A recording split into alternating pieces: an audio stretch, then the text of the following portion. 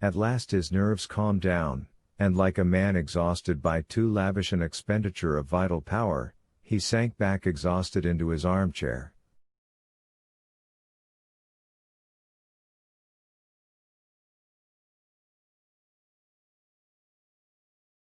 "What o'clock is it?" he asked after a few moments of silence. 3 o'clock, I replied. "Is it really? The dinner hour is past, and I did not know it." "I am half dead with hunger." "Come on, and after dinner."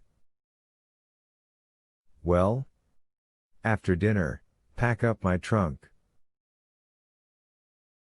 "What?" I cried. "And yours," replied the indefatigable professor, entering the dining room.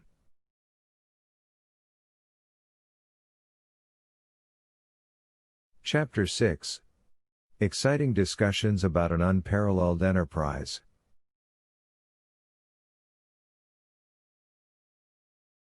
At these words a cold shiver ran through me. Yet I controlled myself, I even resolved to put a good face upon it.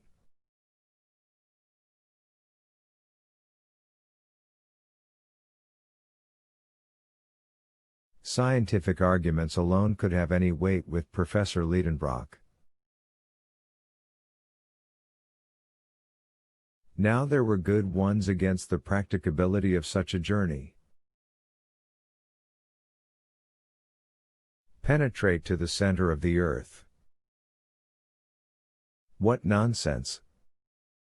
But I kept my dialectic battery in reserve for a suitable opportunity, and I interested myself in the prospect of my dinner, which was not yet forthcoming.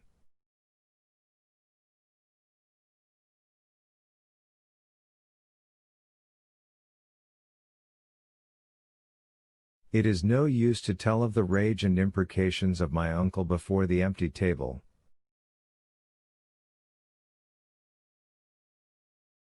Explanations were given, Martha was set at liberty, ran off to the market, and did her part so well that in an hour afterwards my hunger was appeased, and I was able to return to the contemplation of the gravity of the situation.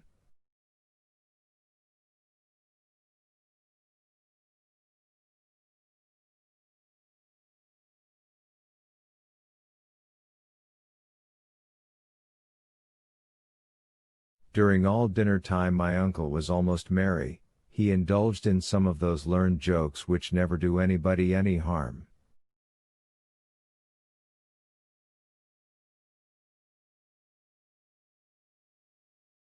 Dessert over, he beckoned me into his study.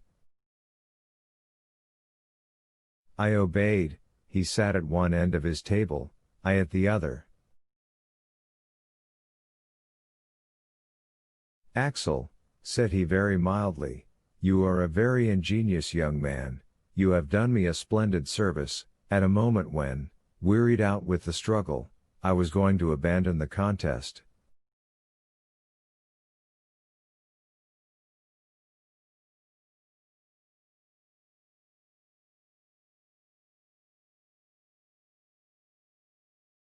Where should I have lost myself? None can tell. Never, my lad, shall I forget it, and you shall have your share in the glory to which your discovery will lead.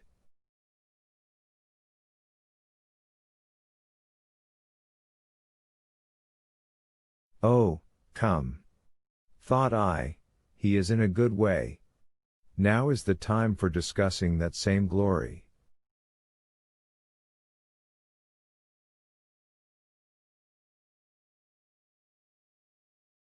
Before all things, my uncle resumed, I enjoin you to preserve the most inviolable secrecy, you understand?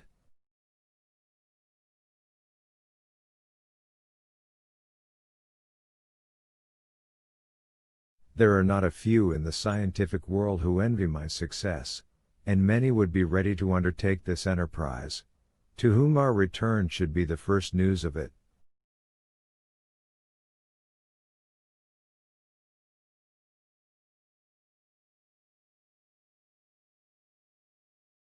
Do you really think there are many people bold enough? Said I. Certainly, who would hesitate to acquire such renown? If that document were divulged, a whole army of geologists would be ready to rush into the footsteps of Arne Saknussemm.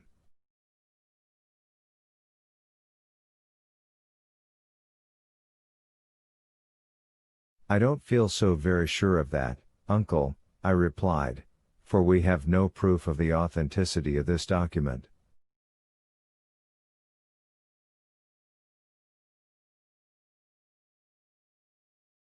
What? Not of the book, inside which we have discovered it? Granted. I admit that Saknussemm may have written these lines. But does it follow that he has really accomplished such a journey? And may it not be that this old parchment is intended to mislead?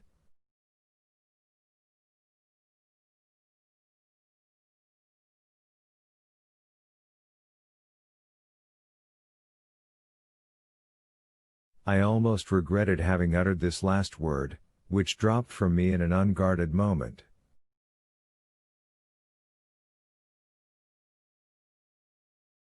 The professor bent his shaggy brows, and I feared I had seriously compromised my own safety.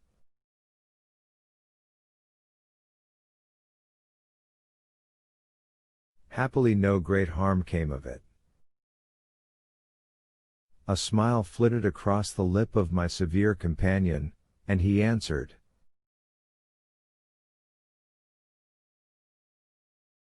That is what we shall see. Ah! Said I, rather put out. But do let me exhaust all the possible objections against this document.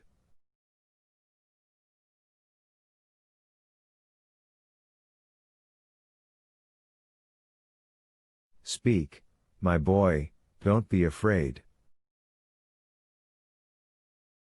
You are quite at liberty to express your opinions. You are no longer my nephew only, but my colleague. Pray go on.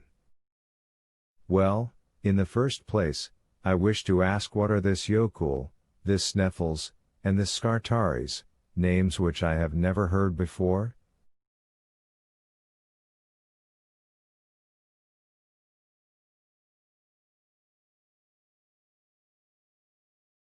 Nothing easier. I received not long ago a map from my friend, Augustus Petermann, at Leipzig. Nothing could be more apropos.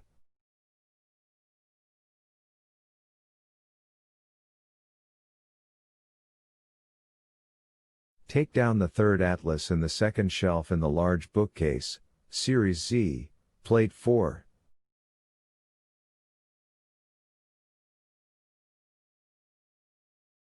I rose, and with the help of such precise instructions could not fail to find the required atlas.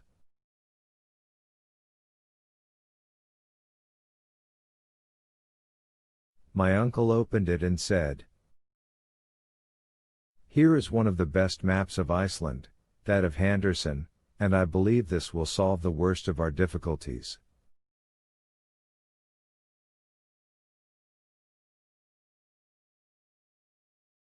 I bent over the map.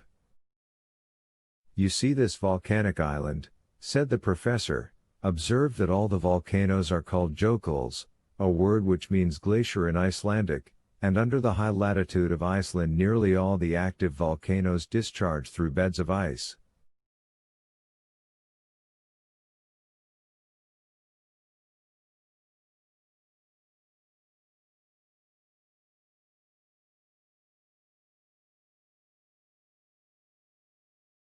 Hence this term of Jökull is applied to all the eruptive mountains in Iceland.